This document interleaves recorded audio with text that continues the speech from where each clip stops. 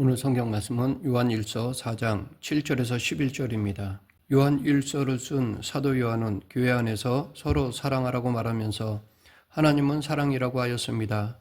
그리고 계속해서 사랑은 여기 있으니 라고 하면서 무엇이 교회 안에서 이루어져야 할 사랑인지를 말하고 있습니다. 교회 안에서의 사랑은 세상에서 말하는 사랑이 아니라 하나님이 보여주신 사랑입니다. 하나님은 진정한 사랑의 근원이 되시고 우리는 그 하나님 안에서 참된 사랑을 발견할 수 있는 것입니다. 그런데 사도 요한이 이렇게 사랑에 대해서 강조했던 데는 특별한 이유가 있습니다. 그 이유는 당시 교회를 위협하는 영지주의라는 이단적인 사상으로부터 복음을 지켜내고자 함이었습니다.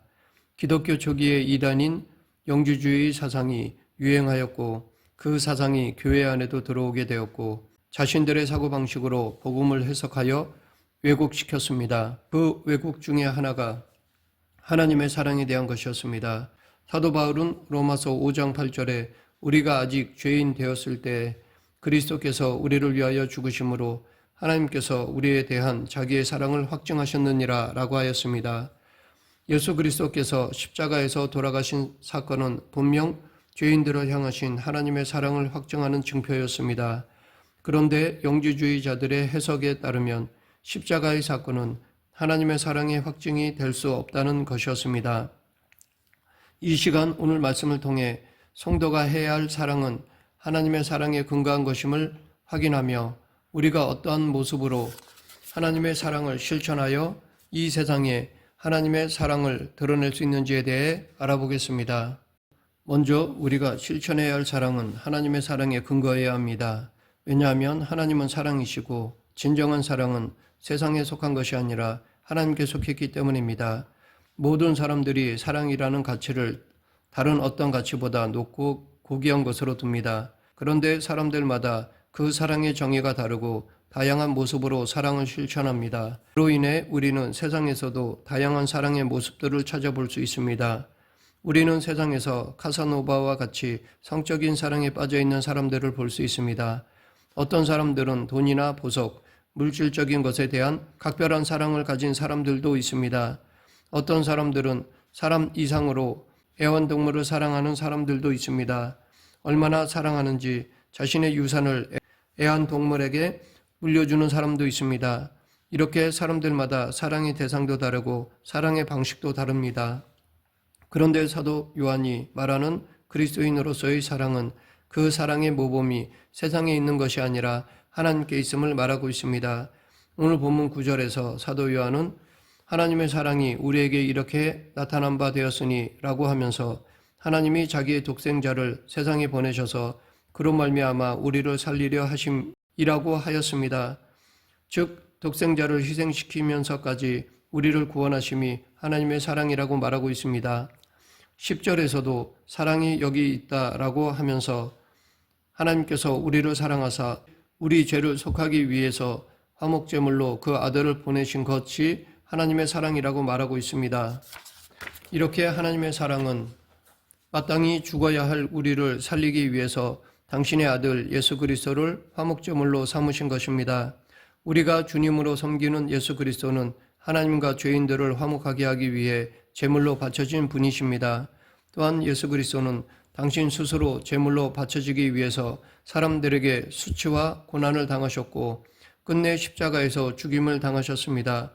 여기서 알 수 있듯이 하나님의 사랑은 자신의 유익이 아니라 우리들의 유익을 위해서 철저히 자신을 희생하고 죽이는 사랑이셨습니다.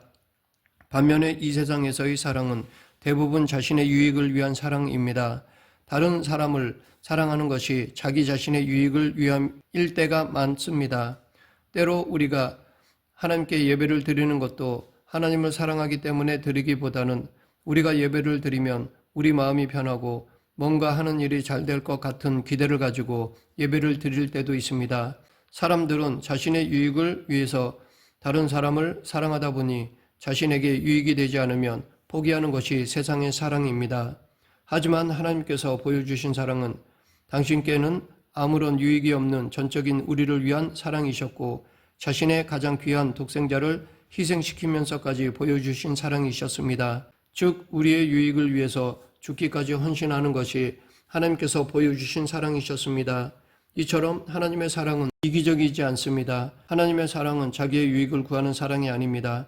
하나님은 당신에게 아무 유익이 되지 않는 죄인을 사랑하셨고 그 죄인들을 살리기 위해서 가장 큰 희생을 치르셨습니다. 그런데 초대교회에 나타난 영주주의자들은 교회 안에 들어와서 하나님의 사랑을 왜곡하였습니다. 영주주의자들은 이분법적인 사고를 가지고 있었습니다. 세상을 영적인 것과 물질적인 것으로 구분을 해서 영적인 것은 거룩하고 고귀하지만 물질적인 것은 더럽고 무가치하다고 여겼습니다. 그러하기에 영주주의자들이 이러한 생각으로 예수 그리스도를 보니까 영이시고 거룩하신 그리스도께서 부정한 인간의 몸을 입으시고 이 땅에 오실 수 없다는 생각을 하게 되었습니다. 그래서 영주주의자들은 영이신 그리스도가 이 땅에서 사람이 되신 것이 아니라 그리스도께서 예수라고 하는 사람의 몸을 잠시 취해서 사역하셨다고 주장하였습니다. 그리고 영주주의자들은 영이신 그리스도는 예수가 십자가에 달려 죽기 전에 예수의 몸에서 나왔다고 주장하였습니다. 더 나아가 어떤 영주주의자의 가르침은 이보다 더 과격하였습니다. 그들은 그리스도는 사람의 몸을 입으신 적이 없고 이 땅에 오실 때 육신을 취하지도 않았다고 주장하였습니다. 즉 유령과 같은 영적인 존재로 이 세상에서 사역하셨다고 주장하였습니다. 그런데 문제는 그들이 주장하는 예수 그리스도가 사람의 몸을 빌렸던지 아니면 유령으로 존재하였던지 이 모두 십자가에서 보여주신 하나님의 사랑을 왜곡하는 것입니다. 이 모두 예수님이 십자가의 죽으심과 부활을 부인하는 것입니다. 로마서 5장 8절 우리가 아직 죄인 되었을 때 그리스도께서 우리를 위하여 죽으심으로 하나님께서 우리에게 대한 자기의 사랑을 확증하셨느니라. 하나님의 사랑은 예수 그리스도께서 십자가에 달려 돌아가심으로 확증되셨습니다. 예수 그리스도께서 죄인들을 구원하시기 위해서 이 세상에서 수치와 고통을 당하셨고 십자가에서 죽으셨습니다. 이것이 바로 하나님의 사랑의 확증인 것입니다.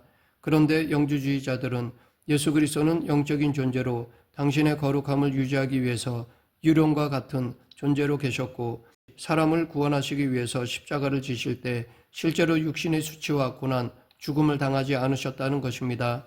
십자가에서 돌아가셔서 보여주신 그 사랑의 사건이 사실은 사람들을 속이는 쇼와 같은 것이라는 것입니다. 그들은 이렇게 하나님의 참 사랑을 거짓된 것으로 왜곡했던 것입니다.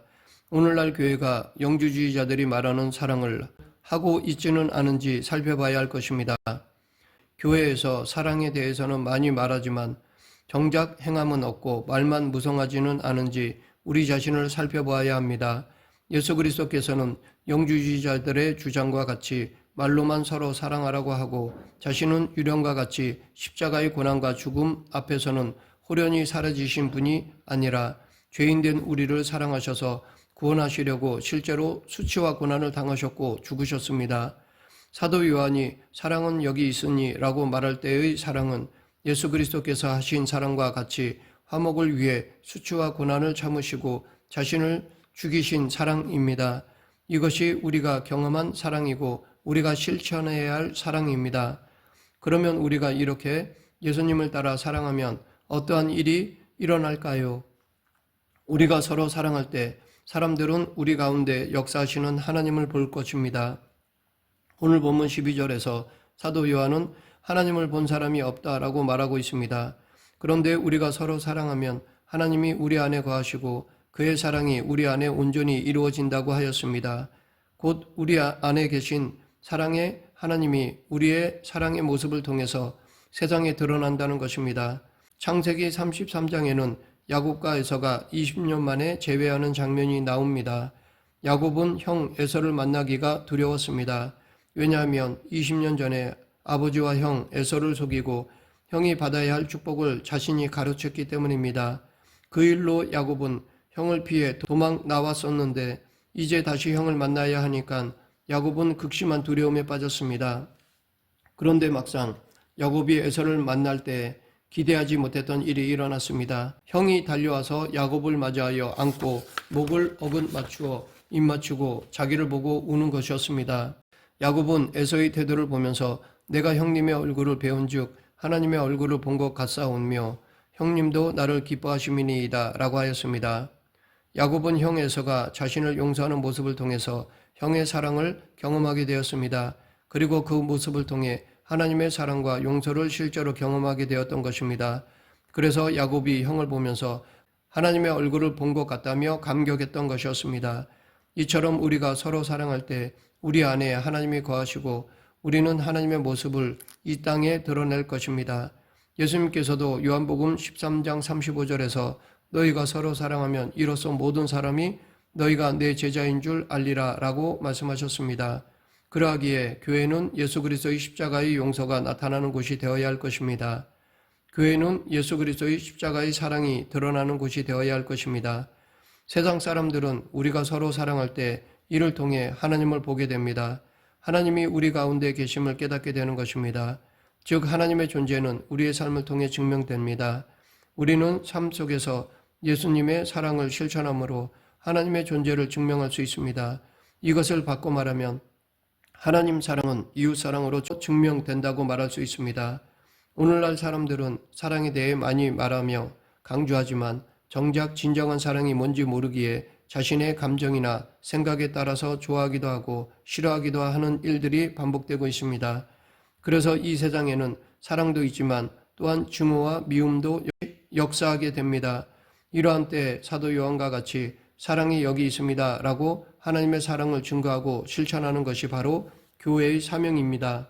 즉 사랑은 성도에게 가장 큰 계명이요 우선되는 사명입니다.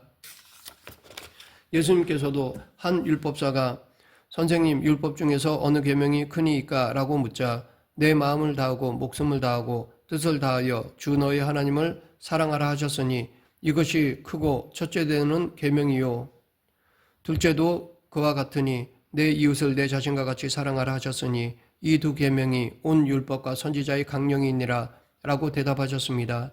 즉 하나님 사랑, 이웃 사랑이 가장 큰 계명으로서 우리가 반드시 실천해야 할 사명입니다. 그러하기에 사랑은 교회를 움직이는 힘인 것입니다. 하나님은 세상이 우리를 통해서 당신의 사랑을 보기를 원하십니다. 우리가 이 세상에 기여할 수 있는 것은 무엇보다도 눈에 보이지 않는 당신의 실존을 증거하는 것입니다. 그러기 위해서 우리는 우리 안에 예수 그리스도를 모시고 그 예수 그리스도를 따름으로 사랑을 실천해야 합니다. 원수를 사랑하신 예수님을 본받아 사랑하지 못할 것 같은 상황에서도 우리가 다른 이들을 사랑하는 모습을 보이면 세상 사람들은 우리 안에서 사랑의 하나님을 보게 될 것입니다. 성도인 우리의 사랑은 세상 사람들의 사랑을 뛰어넘어야 합니다. 그래서 예수님도 산상수훈에서 너희가 너희를 사랑하는 자를 사랑하면 무슨 상이 있으리요? 너희도 이와 같이 아니하느냐? 또 너희가 너희 형제에게만 무난하면 남보다 더하는 것이 무엇이냐? 이방인들도 이같이 아니하느냐? 그러므로 하늘에 계신 너희 아버지의 온전하심과 같이 너희도 온전하라 라고 말씀하셨던 것입니다. 우리는 이 사랑을 위해 수고하고 노력해야 할 것입니다. 더 나아가 자기 희생도 감수해야 할 것입니다. 말씀을 맺겠습니다. 우리가 다른 사람을 용서와 헌신의 모습으로 사랑할 때 세상 사람들은 우리의 모습을 통해서 예수 그리스도의 십자가의 사랑을 보게 되고 하나님의 존재를 보게 됩니다. 그러하기에 우리는 서로 사랑함으로 우리가 예수님의 제자임을 또한 하나님의 존재를 증거하는 사명을 감당하는 것입니다. 우리 모두 사랑으로 하나님을 증거하고 복음을 증거하는 성도가 되길 간절히 축원합니다. 기도하겠습니다. 사랑과 은혜가 풍성하신 하나님 아버지, 헛된 거짓, 이단에 빠지지 않고 말씀에 늘 깨어 있어 예수 그리스도의 사랑을 실천하는 성도가 되게 하여 주시옵소서.